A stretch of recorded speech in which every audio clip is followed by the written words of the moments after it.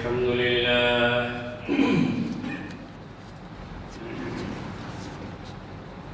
لله نحمده ونستعينه ونستغفره ونؤمن به ونتوكل عليه ونعوذ بالله من شرور أنفسنا ومن سيئات أعمالنا من يهد الله فلا مضل له ومن يضلله فلا هادي له وأشهد أن لا إله إلا الله وحده لا شريك له وأشهد أن سيدنا وسندنا ونبينا وشفيعنا وحبيبنا ومولانا محمدا عبده ورسوله أرسله الله تعالى بالحق بشيرا ونذيرا وداعيا إلى الله بإذنه وسراجا منيرا أما بعد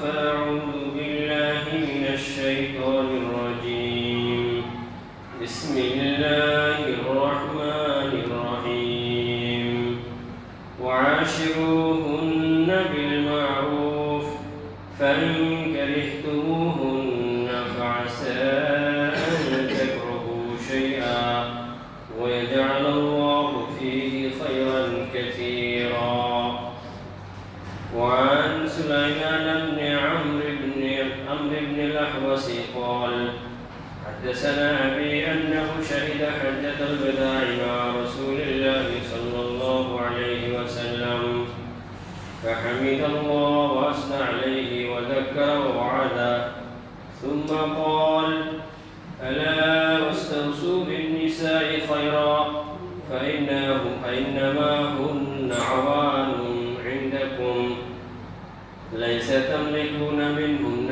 شيئا غير ذلك إلا أن يأتين بفاحشة مبينة وقال في آخر هذا الحديث ألا إن لكم على نسائكم حقا ولنسائكم عليكم حقا وقال بعد ذلك ألا وإن حقهن عليكم أن تحسنوا إليهن في كسوتهن وطعامهن رواه الترمذي صدق الله مولانا العظيم وصدق رسوله النبي الكريم ونحن على ذلك من الشاهدين والشاكرين والحمد لله رب العالمين اللهم صل على محمد وعلى آل محمد كما صليت على إبراهيم وعلى آل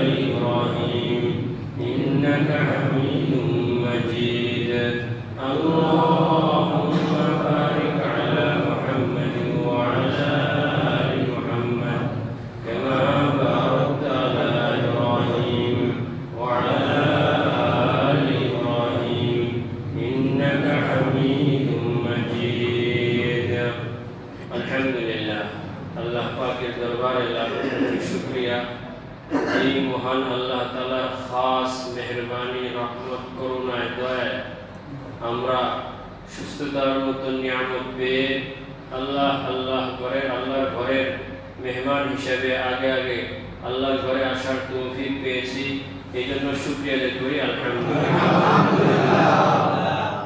আমাদের আলোচনা চলতেছিল হুকুকুল ইবাদ, বান্দার হক নিয়ে। আমরা ব্যাপক কিছু হকের পরে বিশেষ হকের আলোচনা করতেছিলাম। বিশেষ হকের আলোচনা করতে গিয়ে স্বামী স্ত্রীর হক সম্পর্কে আলোচনা শুরু করেছিলাম। গত জুমায় কিছুটা আলোচনা হয়েছে। আমার আবেদন থাকবে যে এই আলোচনা স্বামী স্ত্রীর হকের আলোচনা শেষ পর্যন্ত পুরা শেষ হইলে এরপরে কোনো কথার উপরে বা কোনো ব্যাপারে মন্তব্য করা যাবে। হয়তো বা এক জুমায় স্ত্রীর হকের কথা চলে আসছে, আর এক জুমায় স্বামীর হকের কথা আসছে। এজন্য যদি শুধু কেউ একটার উপর বিচার করে তাহলে তো সে ব্যালেন্স পাবে না। দুটোটাই শুনতে হবে এবং দুটোটা মিলাইয়া বিচার করতে হবে। এজন্য মনোযোগ দিয়ে কথাগুলো শুনতে হবে। গত জুমাতে যে আলোচনা হয়েছিল সেই আলোচনার নির্যাস এবং খোলাসা ছিল কি দুইটা জিনিস। একটা জিনিস ছিল যে আল্লাহ পাক তাদের মেজাজের মধ্যে কিছু গুণ দিয়েছেন, যেই গুণগুলো আমাদের মেজাজে আল্লাহ পাক এমন কিছু গুণ দিয়েছেন যার একটু বিপরীত বা এক না, মেলে না। এই জন্য অনেক বিষয় মহিলাদের থেকে এরকম প্রকাশ পায় যেটা তাদের নেচার, যা তাদের স্বভাব এবং তবিয়ত মোতাবেক, তবিয়তের তাকাজা অনুযায়ী প্রকাশ পায়। কিন্তু যেহেতু আমাদের মধ্যে অন্যরকম গুণ আছে, আমাদের স্বভাবটা একটু অন্যরকম, আমাদের কাছে ওটা বিপরীত মনে হয় যে আমার মুখালেফ বা আমার বিরোধী। তখন কি করতে হবে?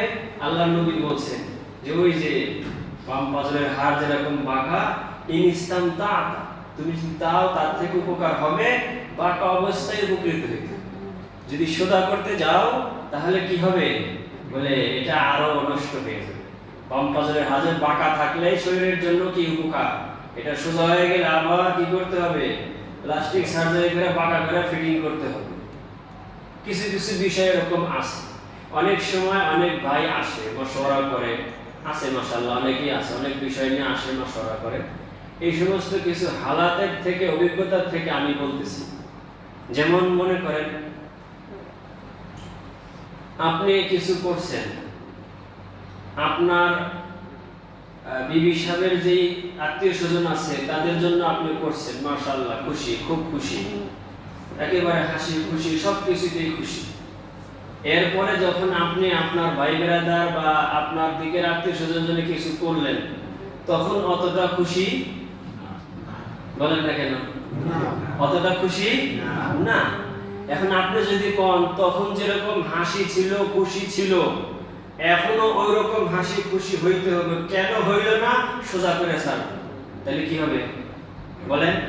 ভেঙে যাবে। বরং মনে করতে হবে কি, এটা তো আল্লাহর নবী বলে দিয়েছেন।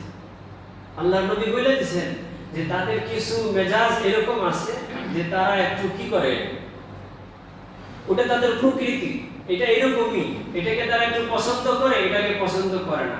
আর আপনি যদি কোন ওই সময় যেরকম হাসছে, ওই সময় যেরকম প্রফুল্ল ছিল, এই সময় এরকম হাসি খুশি প্রফুল্ল থাকতে হবে। থাকবে না কেন? এই যে কেন মানে এটার জন্য আপনি বিচার আচার করলেন, নালিশ করলেন, অনেক বড় কিছু করলেন, কি হবে? ভেঙে যাবে, ভেঙে যাবে। আপনিও তার থেকে হক পাইবেন না, সেও আপনার থেকে হক পাইবে না। বরং তখন মনে করবেন কি, ওই যে আল্লাহ নবী বলছেন এটা তাদের কিছু প্রকৃতি, কিছু স্বভাব এমন আছে, ওই স্বভাবের তাকাজা, এটা তার ভাবটা হচ্ছে। ওই ক্ষেত্রে ওই ভাব, এই ক্ষেত্রে এই ভাব। অতএব এটা আমার বিরোধিতা করতেছে বা আমার বিরোধী এমন কিছু না। সবর করবেন, একদিন যাবেন, একদিন গেলে ঠিক হয়ে গেছে। কথা বুঝেন নাই? এই জন্য খেয়াল রাখতে হবে এই বিষয়গুলোকে। আমাদের আল্লাহ নবী এই যে হাদিসটা বলছেন, এই হাদিসটা যদি আমার জীবনের সর্বক্ষেত্রে আমি স্মরণ রাখতে পারি, তাহলে ইনশাআল্লাহ ইনশাআল্লাহ আমাদের স্বামী স্ত্রীর মধ্যে মহব্বত আরো বাড়বে, আমাদের তোর পয়দা হবে না। ইনশাআল্লাহ উভয়ের হকের দিকে কি হবে? এরকম ভাবে সচেষ্ট হবে, সচেতন হবে, হক আদায় করবে। আর যদি আমি বললাম ওইটা করতে যান, তাহলে বাস ভেঙে যাবে, ভেঙে যাবে। আর দ্বিতীয় কথা বলছিলাম কি, আল্লাহর নবীর দ্বিতীয় একটা হাদিস ছিল, যদি কোনো একটা বিষয় কি মনে করো তার থেকে খারাপ লাগে, তখন আল্লাহ নবী কি বলছিলেন? তার যে ভালো দিকগুলো আছে সেই দিকে তুমি নজর করো। তার থেকে যে উপকারগুলো তোমার হইতেছে সেগুলোর দিকে নজর করো। সে তোমার কত উপকার করতেছে সেগুলোর দিকে নজর করো। আমি বলতে পারেন যে হ্যাঁ, বলতে কোনো কল্যাণ নাই, ভালো নাই। বলছিলাম যে গত জুমায়, দুনিয়াতে এমন কোনো জিনিস নাই যার মধ্যে কোনো গুণ নাই, ভালো নাই, বলি নাই? হ্যাঁ, ওই গুণগুলা কি করতে হবে? তখন স্মরণ করতে হবে। তখন ইনশাআল্লাহ ইনশাআল্লাহ আমার সবর করা কি হবে? সম্ভব। এই জন্য ভাইয়েরা আমার, স্বামী স্ত্রীর যে বিষয়, তাদের যে সম্পর্কের বিষয়টা, তাদের সাথে যে আচরণ, তাদের যে হুকুকা, এই বিষয়টা অনেক গুরুত্বপূর্ণ একটা বিষয়। আল্লাহ নবী সাল্লাল্লাহু আলাইহি ওয়াসাল্লাম এটার বহুত গুরুত্ব দিয়েছেন, বহুত গুরুত্ব দিয়েছেন। আল্লাহর নবী তো হাদিসের মধ্যে বলছেন, খায়রুকুম লিনিসাইকুম ওয়া আনা খায়রুল লিনিসাই। আল্লাহ নবী বলছেন যে দেখো, তুমি ভালো না তুমি মন্দ না তুমি খারাপ, এই সার্টিফিকেট তোমাকে নিতে হবে তোমার স্ত্রী থেকে। কে বলছে? পুরা দুনিয়া ভালো বলতেছে আপনাকে, পুরা দুনিয়া ভালো বলতেছে আপনাকে, কিন্তু আল্লাহর নবী বলছেন খায়রুকুম খায়রুকুম লিনিসাইকুম, যে তোমাদের মধ্যে সবচেয়ে উত্তম হলো ওই ব্যক্তি যে তার স্ত্রীর কাছে উত্তম। আর আল্লাহর নবী বলছেন যে আমি আমার স্ত্রীর কাছে, আমার স্ত্রীদের কাছে সবচেয়ে উত্তম। তাহলে স্ত্রীর সাথে যেই আচরণ ব্যবহার, এর হকটা কত বড় গুরুত্বপূর্ণ।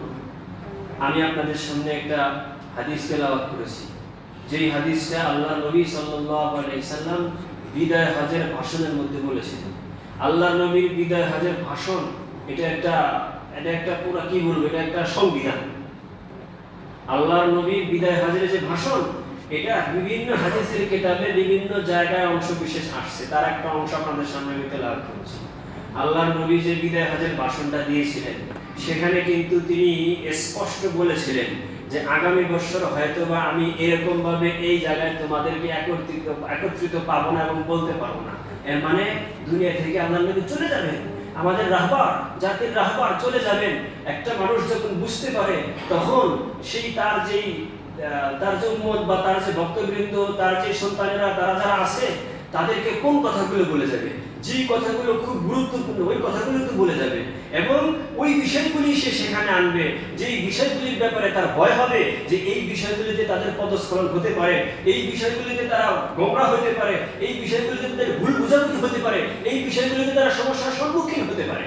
এই জন্য আল্লাহ নবী বিদায় হজে ওই বিষয়গুলি টানছেন উম্মতের জন্য, উম্মতের সামনে রেখে গেছেন, যে এই বিষয়গুলিতে উম্মত এরকম ভাবে হোঁচট খেতে পারে, পদস্খলন হতে পারে, উম্মত এরকম গোমরার দিকে যাইতে পারে, সেখানে এই বিষয়টাও টানছে। আল্লাহ আস্তাউসি বিনিসাই খায়রান, বলে সাবধান সাবধান, তোমরা আমার থেকে উপদেশ গ্রহণ করো তোমাদের বিবিদের ব্যাপারে, মহিলাদের ব্যাপারে ভালো ব্যবহার। তাহলে স্বামী স্ত্রীর সম্পর্ক, তাদের সাথে আচরণ, এটা কত বড় গুরুত্ব হইলে ওই মুহূর্তে ওই বিষয়গুলো, ওই সাবজেক্টগুলোর মধ্যে এটা আল্লাহর নবী অ্যাড করছেন, যুক্ত করছেন, বিদায় হজের ভাষণের মধ্যে বলছেন। এই জন্য অনেক বড় গুরুত্বপূর্ণ। কারণ হলো, যদি এই সম্পর্ক ঠিক না থাকে, এই সম্পর্ক ঠিক না থাকলে যদি কথায় কথায় বেড়ে যায়, কথায় কথায় কথা হয়, ঝগড়া হয়, এই সে হয়, তাহলে কি হবে বলে এর আসর শুধু প্রথমত এটা হবে যে না স্বামী স্ত্রীর থেকে তার হক পাবে, না স্ত্রী স্বামীর থেকে তার হক পাবে, উভয়ের হক থেকে বঞ্চিত হবে।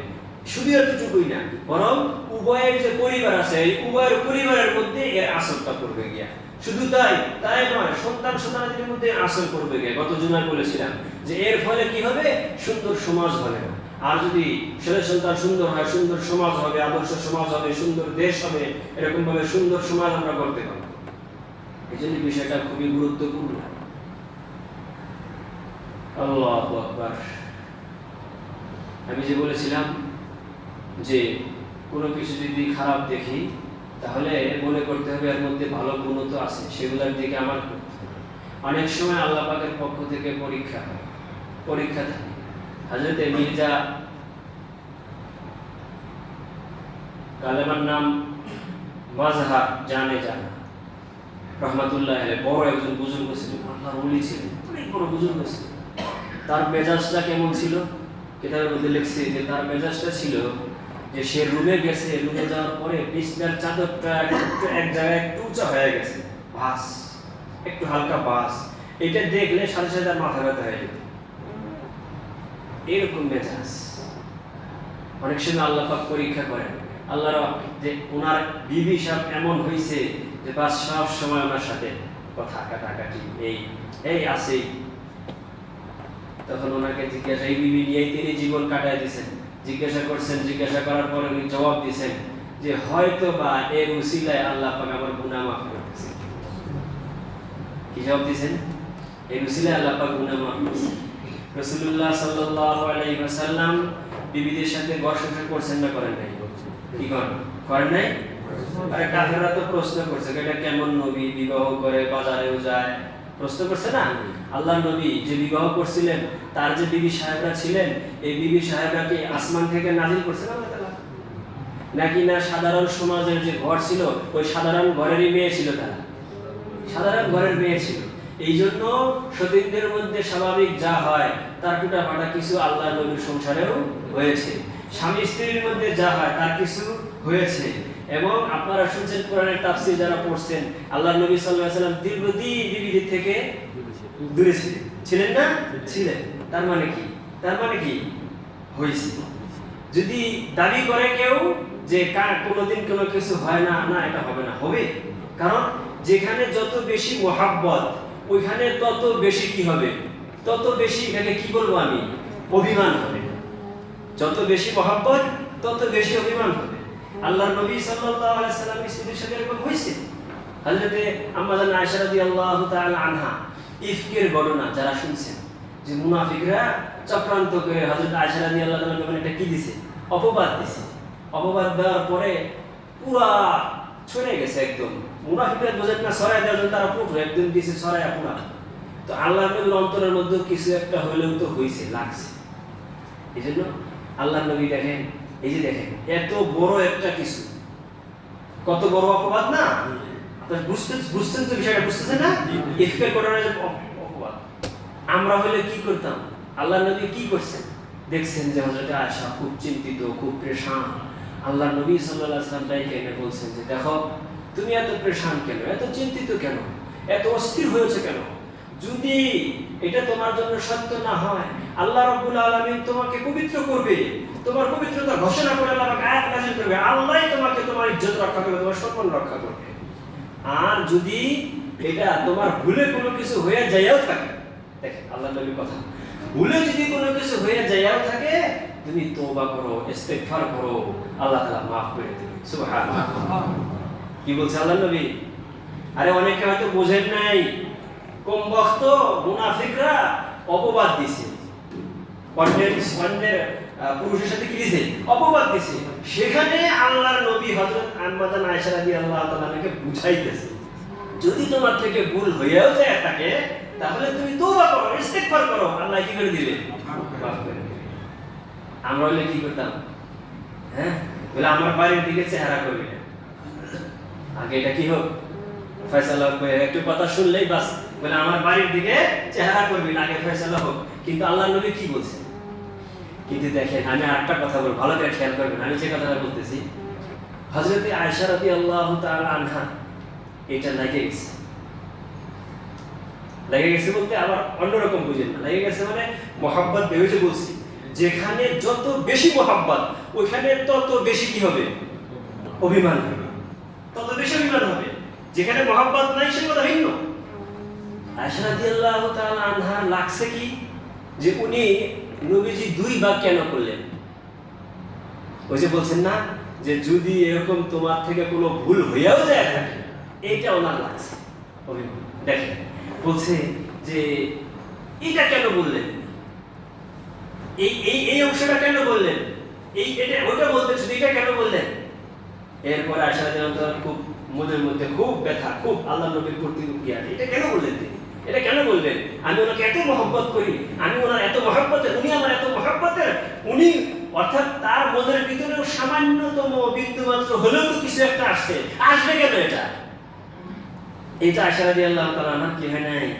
সহ্য হয় নাই, মহব্বত বেশি সহ্য। এরপরে আপনারা যারা তাফসীর করছেন তারা জানেন, যখন আয়াত নাজিল হয়েছে, আয়াত নাজিল হওয়ার পরে তো খুশি সবাই।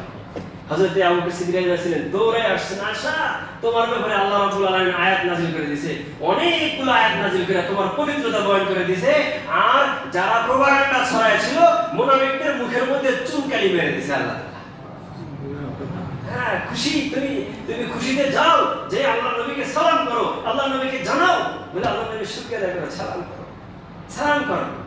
আয়েশা রাদিয়াল্লাহু তাআলা বলেন, না আমি করব, আমি তো আমাকে যে আল্লাহ, আপনারা তো একটু হইলেই করছেন, যে আল্লাহ আমাকে এরকম বাঁচাইছেন, আমি ওই আল্লাহ শুকরিয়া করব, আপনাদের কাছে শুকরিয়া করব না, আপনাদেরকে কেন দেব? আপনারা তো এরকম করছেন, আপনাদের হুজুরে শোনায় আপনাদের মনের মধ্যে তো এরকম একটু আসছে, বুঝলেন না কি কইছি? এই জন্য কি শিখলেন এর থেকে? কি শিখলেন এর থেকে? খেয়াল রাখবেন, আপনার স্ত্রী আপনাকে বেশি মহব্বত করে, এই জন্য একটুও চায় না যে তার মনের খেলাফ বা তার একটু খেলাফ হোক, এরকম কোন একটা কথা বা কাজ আপনার থেকে হোক। এই জন্য যদি খুব রাগ করে, মনে করবেন কি খুব মহব্বত করে। কি বললাম? বেশি বেশি রাগ করে, অভিমান করে, মানে কি? বেশি বেশি আপনাকে খুব মহব্বত করে। হযরত আয়েশা রাদিয়াল্লাহু তাআলা, তো এরকম তো কিছু একটা হয়েছে। বললাম আল্লাহর নবী দীর্ঘদিন পর্যন্ত বিবিদের থেকে কি ছিলেন? আলাদা ছিলেন। এরকম আল্লাহর নবীর মধ্যেও, তার পরিবারের মধ্যেও হয়েছে, যেহেতু তারা আমাদের মতো ঘর সমাজের পরিবারের মেয়ে ছিল আল্লাহর নবীর স্ত্রীরা, তাই না? এজন্য হয়েছে। কিন্তু আল্লাহর নবীর সুন্নত কি ছিল, আল্লাহর নবীর ব্যবহার কি ছিল, এগুলা কি আমাদের শিখতে হবে, এগুলো আমাদের জানতে হবে। আম্মা জান হযরত আয়েশা রাদিয়াল্লাহু তাআলা কি বলছেন? বলছেন যে নবী করিম সাল্লাল্লাহু আলাইহি ওয়াসাল্লাম জীবনে কোনো দিন তার একটা স্ত্রীর গায়ে হাত উঠান নাই। এটা না শুধু, বরং জীবনে যতবার যেই প্রিয় তোমার ঘরে, যেই স্ত্রীর ঘরে গেছেন, ততবার আল্লাহর নবী মুস্কি হাসি দিয়ে গেছেন। আল্লাহর নবীর সুন্নাত, ততবার আল্লাহর নবী কি গেছেন? মুস্কি হাসি দিয়ে গেছেন। এটা আল্লাহর নবীর সুন্নাত। সুন্নাত কি শুধু নামাজের মধ্যে? সুন্নাত তো সব জায়গায়। আমরা খালি ইবাদতের মধ্যে সুন্নাত খুঁজি, আখলাকের মধ্যে, মুআমালাতের মধ্যে, সব ক্ষেত্রে আল্লাহর নবীর কি আছে? সুন্নাত আছে। আমাদের হযরত আয়েশা রাদিয়াল্লাহু তাআলা এই কথা বলছে। তাহলে রাসূলুল্লাহ সাল্লাল্লাহু আলাইহি ওয়াসাল্লাম তার বিবিদের প্রতি কি রকম ছিল, কেমন আচরণ করছে, এগুলা থেকে আমাদের শিক্ষা গ্রহণ করতে হবে। যে হাদিসটা আমি পড়ছি, ওই হাদিসটা আপনাদেরকে বলতেছি। আল্লাহর নবী বলছেন, এটা তো আমি গত জুমায় বলছিলাম এই হাদিসটা, যে উত্তম তাদের সাথে উত্তম ব্যবহার করার কি করো? নসিহত গ্রহণ করো। এর শেষে যে কথাটা বলছে, আজকে এই কথা আমরা চলে যাব। কি সেটা? কেন? ফাইন্নামা হুন্না আওয়ানুম ইনদাকুম, বলে তাদের সাথে ভালো ব্যবহার উপদেশ গ্রহণ করে এই জন্য যে তারা তো তোমাদের কাছে আওয়ান অর্থ হলো কয়েদি, বন্দী। মানে তাদের যে কুরবানি, এই কুরবানির কথা তুমি স্মরণ করো। হ্যাঁ, বাবা মার কলিজার টুকরা, পারলে কলিজাটা বের করে মেয়েকে খাওয়ায়, মেয়েকে পড়ায়। এরকম মেয়েকে 20টা বছর, 18টা বছর, 16টা বছর লালন পালন করছে। ভাইদের কত আনন্দ, কত যত্ন। যেই ভাইকে যেটা বলে ওই ভাই ওই আবদারি পুরা করে। মা যেটা বলে, বাবা যেটা বলে সেটাই পুরা করে। এরকম ভাবে বাবার সাথে সম্পর্ক, নানার সাথে সম্পর্ক, ভাইদের সাথে সম্পর্ক, আত্মীয়স্বজনদের সাথে সম্পর্ক, পাড়া প্রতিবেশীদের সম্পর্ক, এই সব কিছু 20 বছরের সম্পর্ক, এইগুলাকে ত্যাগ করে আপনাকে চিনে না, কোনোদিন সাক্ষাৎ হয় নাই, আপনাকে জানে না, আপনার ফ্যামিলিকে জানে না, কোনো কিছুই সে জানে না, এরকম একটা অপরিচিত জায়গায় শুধু আপনার জন্য সব কিছুকে কুরবানি দিয়ে শুধু আপনার জন্য চলে এসেছে, আপনার কাছে চলে এসেছি। এটাই বলছে যে আপনার কাছে এসে আবদ্ধ হয়ে গেছে। আবদ্ধ কি? শরীয়তের হুকুম হলো আপনার স্ত্রী আপনার হুকুম ছাড়া ঘরের বাইরে বের হতে পারবে না। এমনকি বাবা মার জন্য সাক্ষাৎ করতে আপনার অনুমতি যাওয়ার অধিকার নাই, যাইতে পারবে না সে। আপনার এই অধিকার আছে, আপনি যাইতে দিবেন না। যদি দেখতে চায়, সপ্তাহে একদিন ফুকায়ে কেরাম লিখছেন যে আসবে, আসার পরে দূর থেকে একটু দেখে চলে যাবে, দূর থেকে একটু দেখে চলে যাবে। আপনি ঘরে বসতে দিবেন, আপনি ঘরে বসতে দেন নাই বা আপনি আপ্যায়ন করেন নাই, এটা আপনার কোনো দোষের না। দোষের না বলতে শরীরেই ভাবে আপনার ওয়াজিব কোনো দায়িত্ব না, ফরজ কোনো দায়িত্ব না। তাহলে বলছে আওয়ানুন বাইনাকুম, আওয়ানুন ইনদাকুম, তোমাদের কাছে উসারা শব্দ ব্যবহার করছে, কয়েদি আবদ্ধ হয়ে আছে তোমার কাছে। ওই যে বললাম কত কিছু পরিত্যাগ করে তোমার কাছে আসছে। যদি উল্টো হইতো, একটু চিন্তা করেন, সকলে মনে মনে চিন্তা করেন, যদি উল্টো হইতো আমাকে এরকম সব কিছু ছেড়ে চলে যাওয়া লাগতো, মানে নিয়মটা যদি এরকম হইতো তাহলে কিরকম হতো? এই জন্য তার যে কুরবানি, এই কথা আমাদের স্মরণ রাখতে হবে। সে সব কিছু ছেড়ে, তার পরিচিত সব কিছুকে ছেড়ে কুরবানি করে। এই জন্য দেখবেন, কোনোদিন দেখছেন যে ছেলে বিয়া করাইতেছে, বাড়িতে কান্নার রোল করে গেছে বিদায় দেওয়ার সময়? কি কন না? খুশি। আর মেয়েকে বিবাহ দিতেছে যে একদিন আগে থেকে মেয়ের মা ভাত খাইতেছে না, মেয়ের বাবা চিন্তিত, সবাই ডাকে খাওয়ার জন্য, কিন্তু তোমরা খাও, আমি খাবো না। আত্মীয় স্বজন সবাই খাইতেছে, কিন্তু মেয়ের মায়ে খায় না, মেয়ের বাবাও খায় না। একদিন আগে থেকে চিন্তা, হায় আমার মেয়ে কোথায় চলে যাবে, কই যাবে, কিভাবে থাকবে, কেমন পরিবেশ পাবে, কি পাবে, এই চিন্তা। এই জন্যে মেয়ের মা, মেয়ের বাবা তারা কান্নাকাটি করে, তারা কান্দে। আর এদিকে ছেলের বাবা, ছেলের মা, ছেলের আত্মীয় স্বজন তারা সব শুধু পাইতেছে আর পাইতেছে পাইতেছে। এই জন্য তাদের মধ্যে আনন্দ।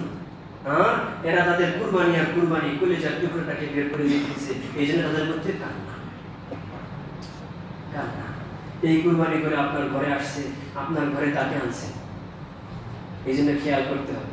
এখানে বলছেন, এরপরে আল্লাহ নবী যে কথাটা বলছেন, লাইসা তামলিকুনা মিনহুন্না শাইআন গায়রা যালিকা, এইটা ছাড়া খবরদার। এটা কোথায়কার কথা? আল্লাহ নবী বলেন বিদায় হজের ভাষা। কোথায় বলছেন? আল্লাহ নবীর শেষ মুহূর্তে এসে উম্মতকে কিছু কিছু মুসুল পথ চলার জন্য কিছু পাথর দিয়ে যাচ্ছেন। কি বলছেন?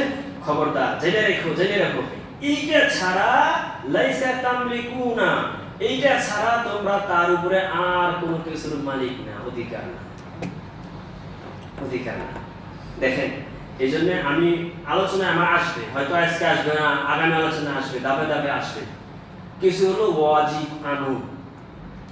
আর স্বামী স্ত্রীর মধ্যে যে সম্পর্ক, এটা আল্লাহ নবী কোরআনের এক জায়গায় বলছেন, মাওয়াদ্দাতুন বাইনাকুম, তাদের মধ্যে হলো মহাব্বতের সম্পর্ক। এই জন্য আমাদেরকে চলতে হবে মহাব্বতে। কিসে চলতে হবে? মহাব্বতে। আর কানুনগুলো, নিয়মগুলো আমাদের ব্রেনে রাখতে হবে। রাখলে কি হবো আমি?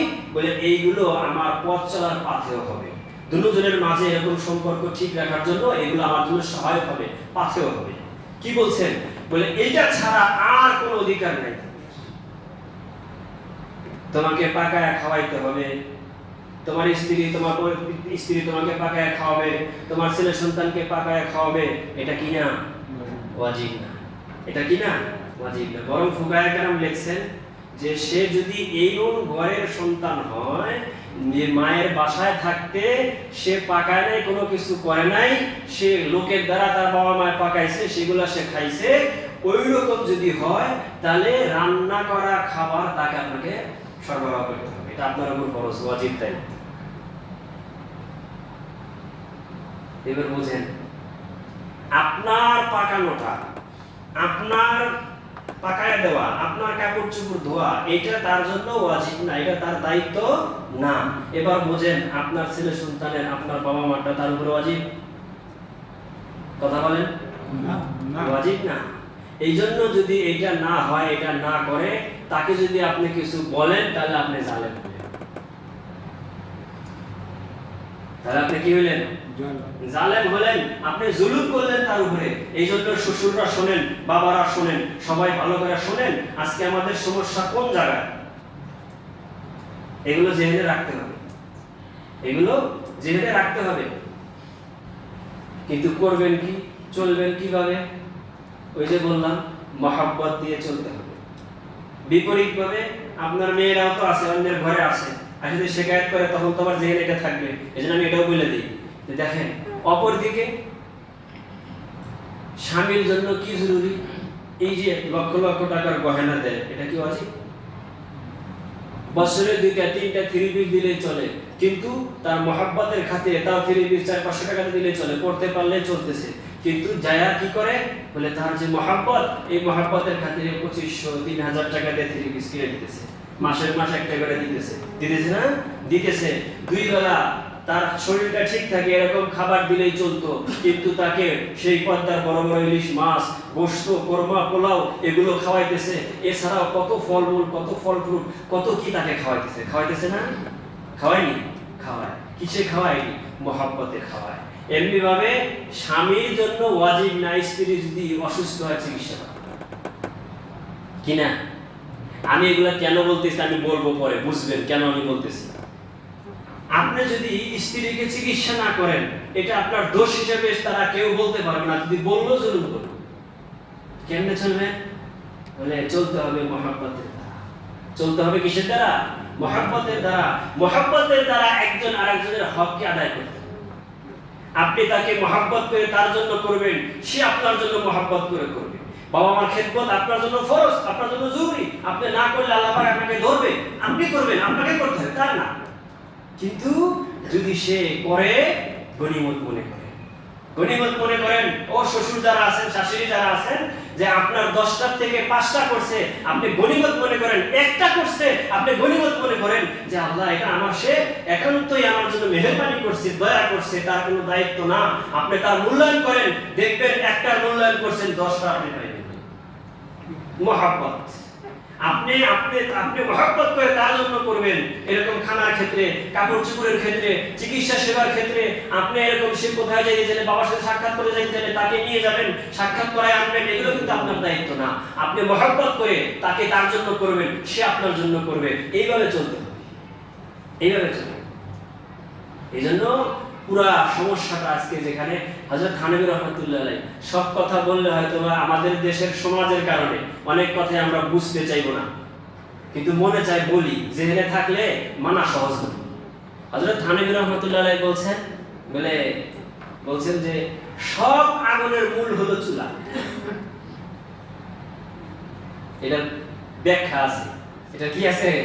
ব্যাখ্যা আছে। কিন্তু আমাদের সমাজ হলো এরকম, যারা সৌদি থাকছেন দীর্ঘদিন তারা জানেন যে ছেলে বিবাহ করার আগে ছেলের জন্য আলাদা বাড়ি করে। আসেননি আপনারা জানেন না? এটা ছেলের জন্য আলাদা বাড়ি করে, ছেলেকে আলাদা করে দিয়েছে। আর আমাদের দেশে যদি ছেলে আলাদা হয়ে যায় তাহলে আল্লাহু আকবার, মনে হয় যে এই ছেলে কি হয়ে গেছে, একেবারে এত খারাপ হয়ে গেছে, আমি ছেলে খারাপ হয়ে গেছে। না, আপনার হক যদি আদায় করে সমস্যা কি? এই থানভী রাহমাতুল্লাহ আলাইহি এটা বলছেন যে সব আগুনের উৎপত্তি স্থান হলো কি? চুলা। চুলা। এই জন্য খানা পাকাইতেছে আপনার জন্য, যদি একটু লবণ না হয়, একটু যদি দেরি হয়, আল্লাহু আকবার, না আপনি মনে করবেন যে সে আমার উপর থেকে ইহসান করতেছে, যাই পাকার যতটুকুই করছে আমার উপর সে ইহসান করছে, আমার উপর সে দয়া করছে, তার একটা দায়িত্ব না। তাহলে যদি লবণ না হয় রাগ হবেন না, একটু দেরি হলে আপনার রাগ আসবে না, এটা যদি আপনি মনে করেন। হযরত ডাক্তার আব্দুল্লাহ রাহমাতুল্লাহি আলাইহি উনি বলেন ওনার ইয়াতে লিখছেন, মরত্ব বিশ্লেষণ লিখছেন যে 55 বছরের স্ত্রীর সাথে কাটাইছে, কোনোদিন সে স্ত্রীকে বলে না এক গ্লাস পানি দাও।